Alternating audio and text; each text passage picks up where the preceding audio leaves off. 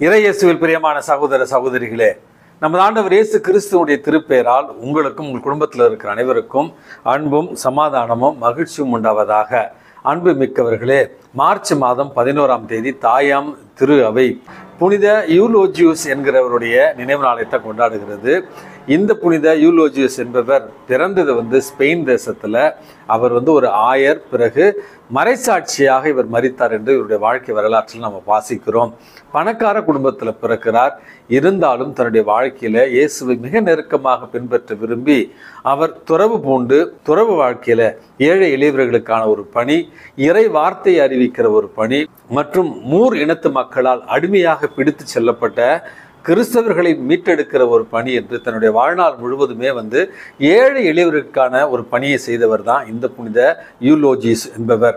அன்புமிக்கவர்களே, ஒரு காலகட்டத்தில் அடிமைகளை மீட்க சென்ற இவரையே அடிமையாக பிடித்து வைக்கிற ஒரு சூழல் ஏற்படுகிறது. பல ஆண்டுகள் அடிமையாக வாழ்கிறார். அந்த நேரத்தில் சிறையில் இருந்த மற்ற கிறிஸ்தவ அடிமைகளுக்கு விசுவாசத்தை போதித்து அவர்களை விசுவாசத்தில் உறுதிப்படுத்தினார் என்றும் இந்த புனித யூலோஜியஸ் அவர்களுடைய வாழ்க்கையில நம்ம பார்க்கிறோம். அதற்கு பிறகு விடுதலை செய்யப்பட்டு ஆயர் நிலைக்கு உயர்த்தப்படுகிறார். பிறகு மறுபடியும் சிறையில் அடைக்கப்பட்டு ஒரு முகமதியரை இவர் மதமாற்றம் செய்தார் என்கிற குற்றம் சாட்டப்பட்டு இவரும் இவருடைய நண்பரும் தலை வெட்டப்பட்டு மறைசாட்சியாக மரித்தார்கள் என்று இவருடைய வாழ்க்கையில நம்ம பார்க்கிறோம்.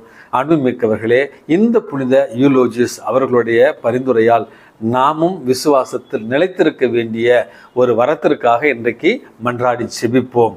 அன்புமிக்கவர்களே, இன்றைக்கு நமக்கு கொடுக்கப்பட்டிருக்கிற நற்செய்தி வாசகத்துல நமது ஆண்டவர் இயேசு கிறிஸ்து நமக்கு கற்பித்த ஜெபங்களுக்கெல்லாம் உயர்வான ஒரு ஜெபம், உன்னத ஜெபம், நமது ஆண்டவர் இயேசு கிறிஸ்துவே நமக்கு கற்பித்த இயேசுவனுடைய ஜெபம், கர்த்தர் கற்பித்த ஜெபத்தை பற்றி தான் நற்செய்தி வாசகத்துல நம்ம வாசிக்கிறோம்.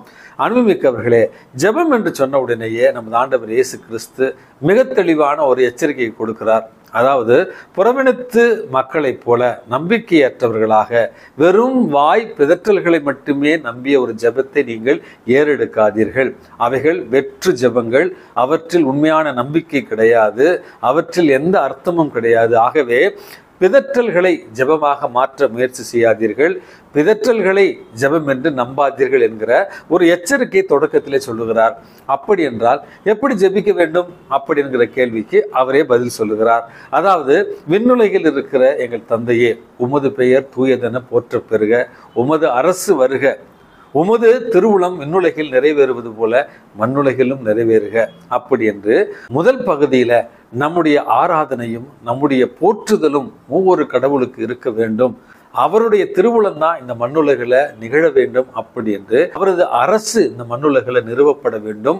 அவரது அரசின் பொருட்டு மண்ணுலகில அன்பு, சமாதானம், மகிழ்ச்சி இவைகளெல்லாம் இருக்க வேண்டும். அப்படிங்கிற இறைவனுக்கான முதல் பகுதியையும் இரண்டாவது பகுதியில எங்களுடைய அன்றாட உணவை எங்களுக்கு தாரும் என்று சொல்லி இறை பராமரிப்பின் மீது நம்பிக்கை கொண்டவர்களாக நாம் வாழவும், அதே நேரத்தில் எங்களுக்கு எதிராக குற்றம் செய்பவர்களை நாங்கள் மன்னிப்பது போல அந்த கண்டிஷனோட சொல்லுகிறார்.